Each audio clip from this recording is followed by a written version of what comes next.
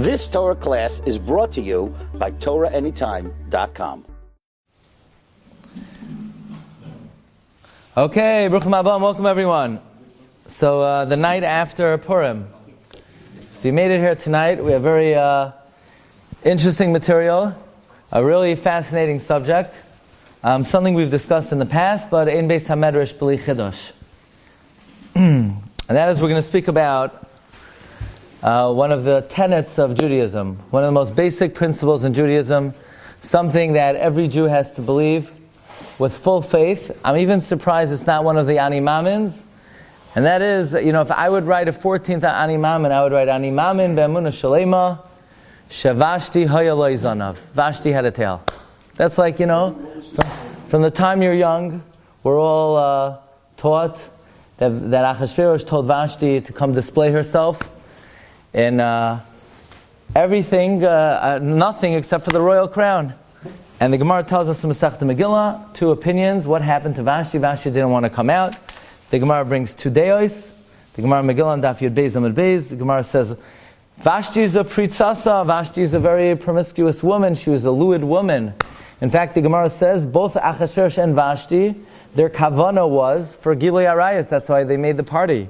So if so, why didn't Vashti come? Why didn't Vashti come to the party? So Gemara brings two opinions. The first opinion is, Rabbi Yossi Bar Chanina, she got saras. She became a leper, a leper. And then the Gemara brings a brisa, Gavriel came and he made Vashti grow a tail. And you could just imagine, Vashti's getting ready to go to the party. She's getting herself together. And as she's about to step out the door, all of a sudden she hears this noise coming from behind her, something slithering. She thinks it's a snake. It looks like a snake. No, it's actually emanating from her guf. There's a tail coming out of Vashti. That is what Chazal tell us. Vashti grew a tail. But then there's this really disturbing Rabbi Yonasan Eibeshitz. And Rabbi Yonasan Eibeshitz says that Vashti didn't really grow a tail. Chazal don't mean that she actually grew a tail. Because if you look in the Gemara over there, when Achashverosh... right now, if you want to know where I'm at, it's in a footnote on page 2, on page Reish Yud Aleph in your booklet.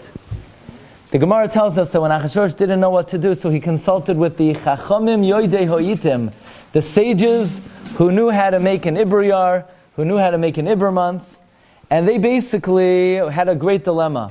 They said to themselves, if we're going to tell Achashverosh to kill his wife, then tomorrow he's going to sober up and he's going to blame us for killing his wife. And if we tell him, leave her be, it's a zilzul to the king, she disgraced him. So the Chachamim were trying to sort of wiggle their way out of it. So the simple pshat in the Gemara is, they said to Achashverosh, go to Ammon and Moav. Ammon and Moav, they have reasoning, they have logical thinking, they're people of intellect, they're able to analyze the situation very clearly. The Gemara says that the Chachamim sent word to Achashverosh that from the day the temple was destroyed, counsel, advice has been taken away from us sages, and we cannot judge and adjudicate capital cases. Go to Ammon and Moav. Ammon and Moav have been sitting in their national country for many generations, like wine that's sitting on its sediment, and therefore Ammon and Moav has tam, they have reasoning, they have logic, they're able to advise. So the Chachamim simply, they deferred. They did not want to advise Achashverosh. It was basically a lose-lose situation. They had nothing to gain by advising Achashverosh either way. However, Rabbi Yonasan Eibeshitz says that there's a deeper explanation over here. What the Chachamim were saying, go to Ammon and Moav, they were saying as follows. We know that according to Torah law, you cannot marry a man from Ammon or Moav. Lo yavai Ammoni Moavi b'kal Hashem. And the reason you can't marry them is because they did not have the character trait of hospitality. When we were traveling through their land, they did not come out to greet us with bread and with water. So Gemara asked, in that case, the women should also be prohibited because they also didn't come out to greet us with bread and water. So Gemara says, no, it's not tznius for a woman to come out into the public and bring bread to Klal Yisrael traveling through the Midbar, traveling through their land. So the Gemara says, fine. So the men, the Ammonite and the Moabite men should bring to the Ammonite and Moabite men, and let the Moabite women and the Ammonite women bring to the women. What's wrong? What could possibly not be tzniostik with women serving food to women? And the Gemara says, even that is not modest. Even that is not tzniostik. Why? Kol kvuda bas melech panima. That even for a woman to be involved with other women in a public forum, even that is a lack of modesty. And ultimately that is why we're allowed to marry from Ammon and Moav, because we have no accusations against them that they didn't bring bread and water to the Jewish women. So what they were hinting to Achashverosh was, you want your wife to come out wearing a royal crown and nothing else? Don't you know that we don't expect women to behave that way? The Ammonite and the Moabite women are mutter to marry into Klal Yisrael because we can't ask them, we can't have a taina on them, they should have brought water and bread to us. That's not the proper manner of a woman. So they were hinting to Achashverosh, let the lady off the hook. It's not proper for a woman to display herself like that. Furthermore, Rabbi Yonasan Eibeshit says that Ammon and Moav were actually never exiled from their land. And the reason is because their women were so modest and they didn't come out to bring water and bread to Klal Yisrael. And instead, when Bilam needed women to be mezana with Klal Yisrael, the Ammonite women didn't want to do it, the Moabite women didn't want to do it, and they had to hire women from Midian. So basically what they were getting at was, Achashverosh, don't tell your wife to display herself this way. Realize the repercussions of proper tznios. Those who are tsanua, they will not be destroyed, they will not be exiled. You should have known better. Don't blame the lady. Says Rabbi Yonasan Eibeshit, and what does it mean Gavriel made a tail? It doesn't mean he made a tail. It means as follows. Says Rabbi Yonasan Eibeshit, we know there's a machloikes in the Gemara. How did God create Adam and Eve? Did God create Adam and he took a rib out of Adam and made Chava? That's one opinion. That's called tsela, rib. God took a spare rib, that's why it's called spare ribs, spare rib of Adam and he created Chava. Or, says the Gemara, maybe God created Siamese twins, they were basically connected by the back. You had man facing Mizrach, woman facing Marav, and it made for a lot of shalom bayis. They could never even see each other. And then they never had a face-to-face conversation, and then God took them and he split them. That's machlokes in the Gemara in Brachos. The Manda Amar, the Manda Amar that there were two faces is called Partsuf. The Manda Amar that God took the rib is called Zanav. Now, listen carefully. The Gemara asks, why are women supposed to be tsanua? Why don't we say men are supposed to be tsanua? Why is it within the nature of a woman to be modest? Says the Gemara, because a woman was created from a makam tsanua, namely the rib, a hidden mechusa place. That, now, says Rabbi Yonasan Eibeshit, that's only true in the Manda Amar, that Hashem created Chava from the rib. According to the Manda Amar, they created Adam and Chava shnei partsufim. Then there's no Indian for a woman to be more tsanua than a man. What is the code word for rib? Zanav. Says Rabbi Yonasan Eibeshit, when the Gemara says Gavriel made a tail, doesn't mean Vashti grew a tail. Tail is a code word for rib. What it means is Gavriel engendered in this Rashanta the midah of tznios. Rib tail, Zanav, represents the tzela. So what Gavriel did was, he asaboy Zanav, he engendered tznios in Vashti. The woman was never tzanu in her entire life. She never did anything modest in her life. And the Malach came and smacked her and said, get a grip of yourself. You got to be tzanua now. You can't come out now. And that's what it means she grew a tail. Okay. But to me, this Rabbi Yonasan Eibeshit, it's a very demoralizing Rabbi Yonasan Eibeshit, because that means that Vashti never really had a tail. And it's like one of the principles of Jewish faith, that Vashti had a tail, and here we're learning she didn't really have a tail. She was just modest. She just had the midah of tznius engendered within her. So what we're going to try to do tonight, and if you say, I heard some of this before, Ein Beis HaMedrash B'li Chidosh, what we're going to try to do tonight is explain how, in fact, even if Gavriel did not give Vashti a tail, at the end of the day, Baruch Hashem, Vashti will have a tail. We're going to call this the true tale of Vashti's tail. Okay. Okay. So here we go. I want to tell you a story. The story is brought down in the Psikta Rabbasi, and the story goes as follows. You know, the Megillah ends, Vayasem HaMelech Achashverosh Ma'as Al Haaretz V'yeh Hayom, that Achashverosh taxes the people. And that's the last thing we hear about Achashverosh, that he taxes the people. What did he do after that? We don't know how he dealt with pandemics in Persia. We don't know how he dealt with viruses in Persia. We don't know anything more about Achashverosh. As far as we know, Achashverosh taxes the people, and the story ends happily ever after. But comes the Psikta, and we're given the rest of the story. Says the Psikta, there was a story about a Jew who had a cow. No, but he owned a cow. Okay, you know, in America, there's a man who had a cow. He owned a cow. Moo, right? The cow said moo. We're going to call the cow Elsie, just for convenience sake. The Jew became poor. He had to sell the cow to a Gentile. The Gentile bought the cow.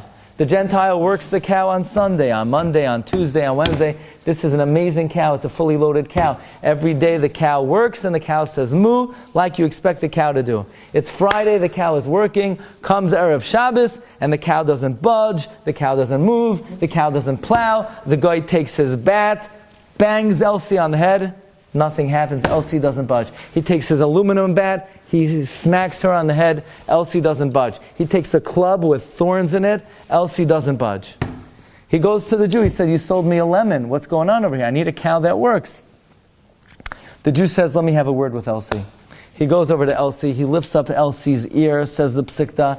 He says, "Elsie, get a grip of yourself. You're not be'etzem Shomer Shabbos. You only kept Shabbos so long as you were my cow. But this guy is a Gentile. He doesn't have to keep Shabbos. You need to work for him." All of a sudden, Elsie starts plowing, working, very industrious cow. Elsie is back to herself. The guy says, "Take your cow, get out of here. I don't know what you are. You must be some magician, some kind of sorcerer. Get out of here." "What did you tell the cow?" the guy says. So the Yid says, "Look, I told the cow that she only had to keep Shabbos when she worked for me, but now that she's working for you, she doesn't have to keep Shabbos." Says the Psikta, "I can't believe it. The guy was overcome with such Yirah Shamayim." He says, if a cow that can't talk and has no das could be makir, the creator of the universe, me, who I'm created in the image of Hashem, alachas kama v'kama, the guy ran away and he converted. Good story, huh? By the way, comes the Sefer Seder HaDoros. I'm going to say it a little different than you have in the book over here. Comes the Seder HaDoros, Rabbi Chil Halpern. It's a historical work, and it's such an important work. The Chida wrote footnotes on the Seder HaDoros. Seder HaDoros writes, who is this cow? Not telling you yet. And who is the guy who converted? Well, the Medrash concludes.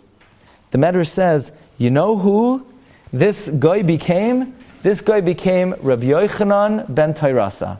Rabbi Yochanan, the son of the ox.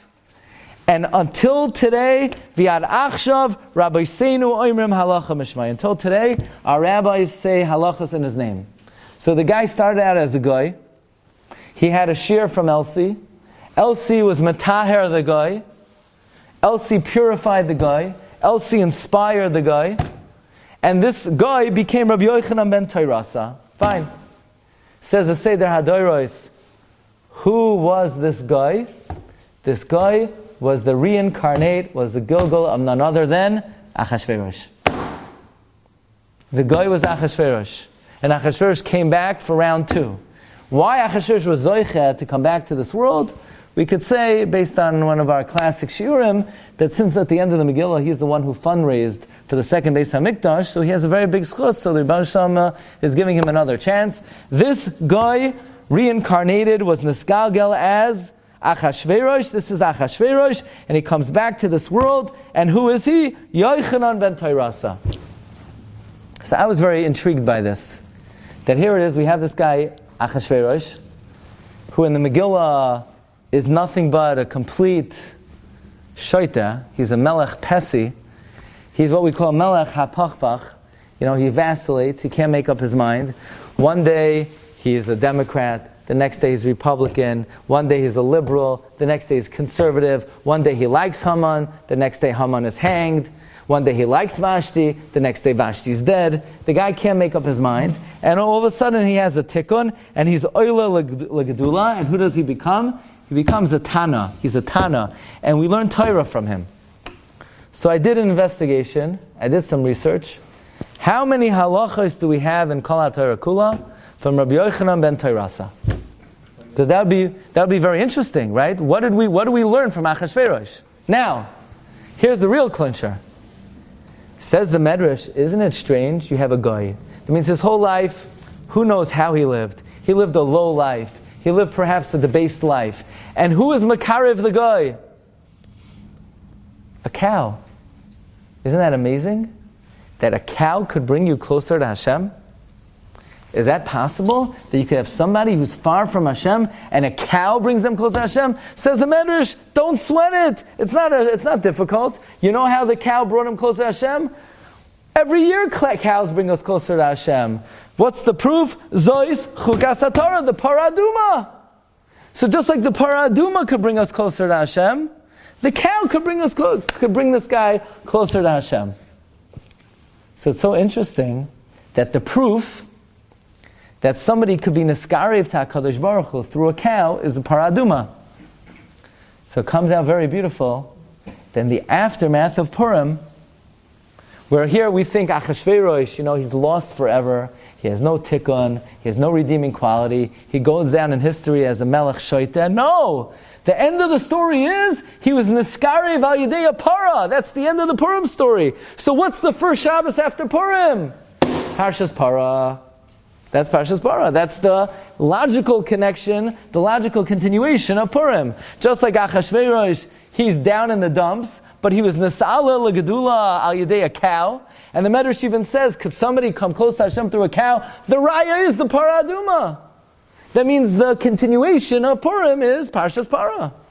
That's why Parshas Parah is the continuation of Purim. That's why this week we're going to learn Parshas Parah. Comes Rav Moshe Wolfson in a Sefer, and he says if that's not enough, the remez is as follows.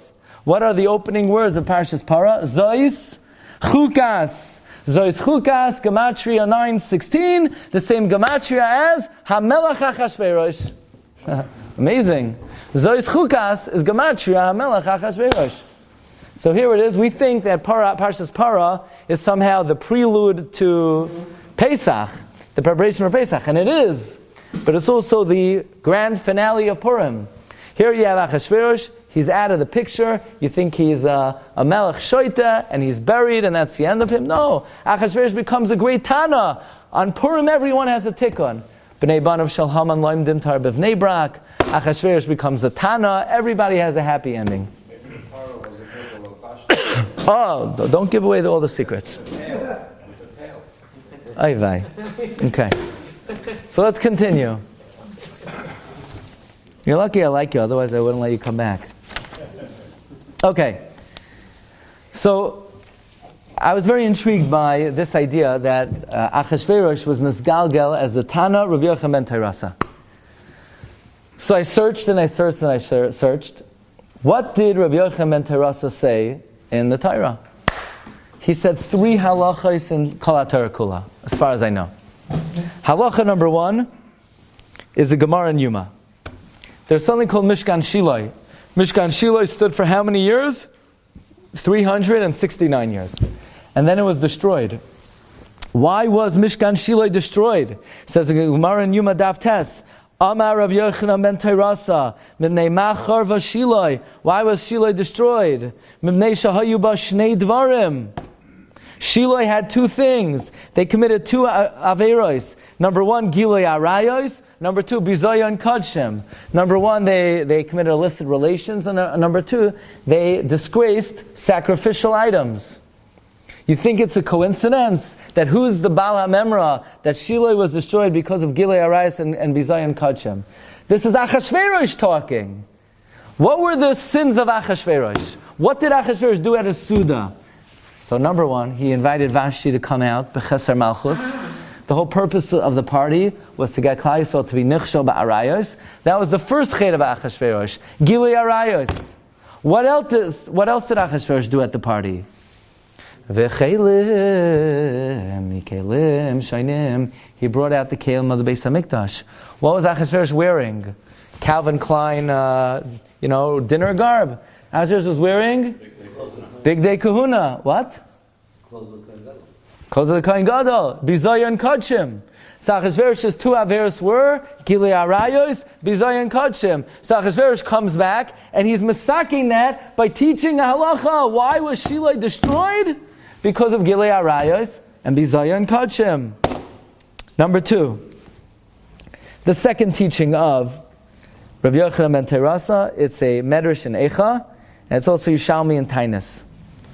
There was a Mashiach, a potential Mashiach, called Bar Kochva. Rabbi said when the pasuk says Darach Kochav Miyakov, that refers to Bar Kochva. Rabbi Akiva was the armor bearer of Bar Kochva. Rabbi Akiva says Bar Kochva, Darach Kochav Miyakov, it's Ben Koiziva. Bar Kochva is the Mashiach. And Rabbi Yochanan ben Terasa goes over to Rabbi Akiva and he says, Akiva, I want to have a word with you. Grass should grow on your tongue. Grass will grow on your tongue before this man is Mashiach. So think about it. Rabbi Akiva said Mashiach came.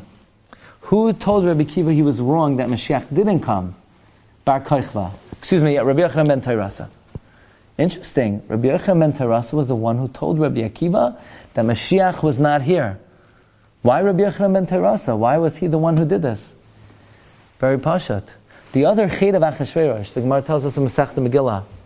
Gemara says that one of the reasons that Achashverosh had his party is because he calculated that the 70 years that were supposed to be up, the Navi Yirmiyah predicted that in 70 years the Jewish people will return to Yerushalayim and rebuild the Beis Hamikdash. Lemalois lecharves Yerushalayim shivim shana. Yirmiyah predicted that in 70 years the temple would be rebuilt. And Achashverosh made a calculation. He knew the Shver Belshazzar made a calculation and messed up.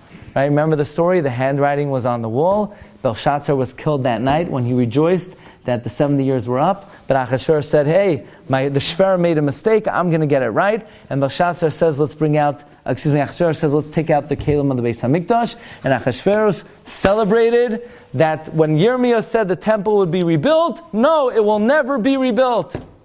So the third sin of Achashverosh, the second sin of Achashverosh, was that he said Mashiach will never come, wrongfully. So how's he going to be masaking that? The way he's masaking that is when there's a false Mashiach, and Rabbi Akiva thinks it's a true Mashiach, Rabbi Yochanan ben Terasa is going to be the one to set the record straight and say, no, you think this guy's Mashiach? Grass will grow on your palate, grass will grow on your tongue before this guy is Mashiach. So it's amazing how every halacha that Rabbi Yochanan ben Terasa said is mamish keneged the chet of Achashverosh. Shiloh was destroyed because of Gilui Arayos, Bizayon Kodshim, and Bar Kochva was not Mashiach. What was the other deficiency of Achashverosh? So Gemara says he was a melech hafachfach. He was a wishy-washy king. They came out now with a new book on the Altar of Navardik. It's not so well known that in Europe, before the war, the biggest yeshiva network in the world was Navardik. People see today, yeshiva network, Lakewood, Chavetz Chaim. In Europe, there were literally hundreds of Navardik yeshivas all over Europe, and this was all headed by the Alter Navardik. So Navardik, one of their big shittas was that the worst thing in the world is to be wishy-washy. They say nowadays there's no winter anymore, right? I don't know, when I was a kid, it used to get to 0 degrees. It used to get to 105 degrees. Now, somehow, everything in life is homogenized. Yeah, it doesn't get lower than 25, doesn't get higher than 90. Everything is watered down. When I was a kid, when people would daven Rosh Hashanah Yom Kippur, people would be yorei demois, people would be wailing, people would be crying, people were banging. When people did things, they did it. Nowadays, everything is watered down. Nothing is done with the full force. That's like Navardik was anti-wishy-washy. If you're going to be a Russia, be a real Russia. Don't be a watered-down Russia. You be a tzaddik, be a real tzaddik. You can daven Shemona Esrei, wear your emotions on your sleeves. They say over that Rivka was having difficulty. Rivka didn't know what the nature of her child was. When she was passing by a house of a yeshiva, the kid was jumping to get out. When she was passing by a church, the kid was jumping to get out. So she doesn't know what kind of kid is this going to be. So she goes to the Beis Medrash of Shem Be'Eber. So what does the Beis Medrash tell her? Don't worry, Shnei Goyim Bevitnech. You're going to have a Yaakov, you're going to have a Gadol Hadar, you're going to have a Manik Hadar, you're going to have a Tzaddik Hadar, and he's going to want to go to the yeshiva, and you're going to have a Hitler, you're going to have a Stalin, you're going to have a Russia Marusha like Esav. Oh, Rivka says, Baruch Hashem, Yiddish Nachas. I don't get it. Rivka was very tormented. She didn't know what kind of kid she's going to have. So how exactly did this message of Shem Ve'evar say, don't worry, you're going to have a Yaakov and you're going to have a Hitler and everything will be great? How exactly did that calm Rivka down? So Navardik, they say like this. Rivka thought she was going to have one kid. What kind of kid? A wishy-washy kid. When his friends say go to yeshiva, he goes to yeshiva. When his friends say go to a bad place, he goes to a bad place. A child like that, somebody like that, will never amount to anything. Somebody who's always swayed by public opinion, someone who doesn't have a backbone, well, nothing will become of them.